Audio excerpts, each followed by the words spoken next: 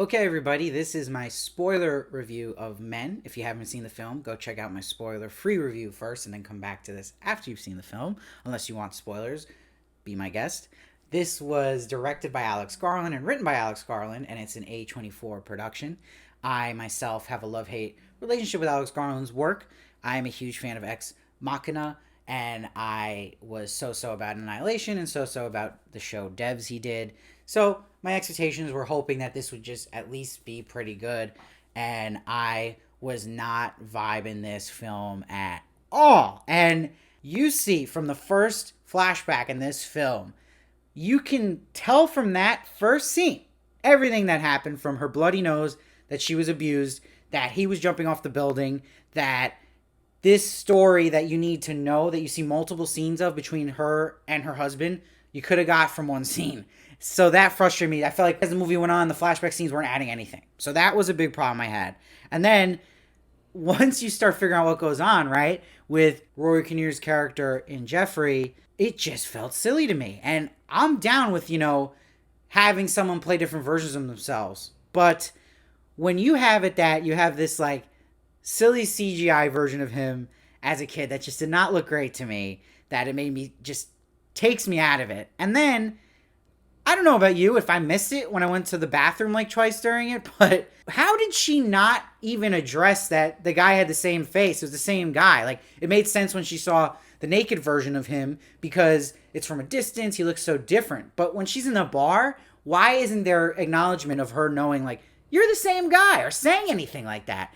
It was such a glaring plot hole to me. I could not get it out of my head. So I just couldn't believe that it was just acting like this wasn't a thing. Like, how can my main character not even address that they all look like the same guy? It was like, you're trying to sell me that she doesn't realize this is the same face until way later. So that was absurd to me. Is this really like art when you're getting all this body horror at the end and he's birthing multiple versions of himself? It becomes the husband, and we get this moment where she cuts his hand. It was just felt like, I said this in my sport free review, but like, I haven't felt that angry and not enjoying something since Jordan Peele's Twilight Zone reboot. And that I say because it's like, to me, comes off silly, not as smart as it thinks it is, and it's pandering because it's so on the nose about the message and not really selling you in the message in something that feels fresh or something that's really showing you how things that serve the story purpose. It's a lot of like,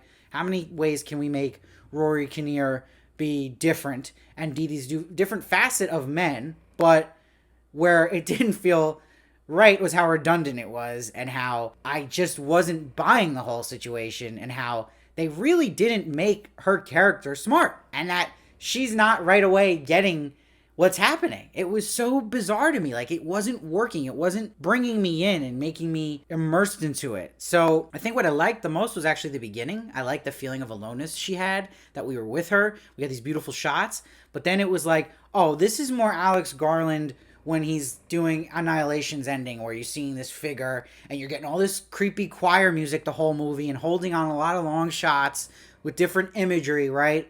But it's just over and over this trick he does, and going into these little flashbacks that you already knew what was going on from the first flashback. So that to me isn't good storytelling, and it's disappointing. And I'm just like, was this even a fully fleshed out story? And is this just to the point of like, do they even know what's going on, Alex Garland, when he's making this? Or is he just having fun out there? That's what gets me the vibe I'm feeling. But again, the acting's great. Jessie Buckley's great. Rory Kinnear is great. And the body horror is cool, even though I still thought the concept of it was silly. The body horror looks sick. It was, well done, so I'll give it props for that. But I do think it's one of those movies you're either in or you're out. I'm wondering what you guys think. Like, I just felt like once you figure out what's going on, I was like, I'm not into this, man. Like, this is not working for me. But I'm curious what everyone thinks on this one. I'm sure it's going to be divisive, but I mean, am I crazy here? Because I know there's a lot of critics who liked it, and I'm just like, is this like one of the worst movies I've seen this year? I think so. I mean, I'm giving it a 4.9. I'm like starting to think that Alex Garland's a one-trick pony here with Ex Machina, and that he's doing this thing now with everything he makes doesn't feel fully formed and thought out, and that he's constantly just getting some interesting, colorful shots, putting the creepy choir music, and then throwing in little flashbacks that aren't that revealing and that aren't as smart as they should be character wise and connecting it well to our main story and the main horror. I just think a lot of this was just too silly.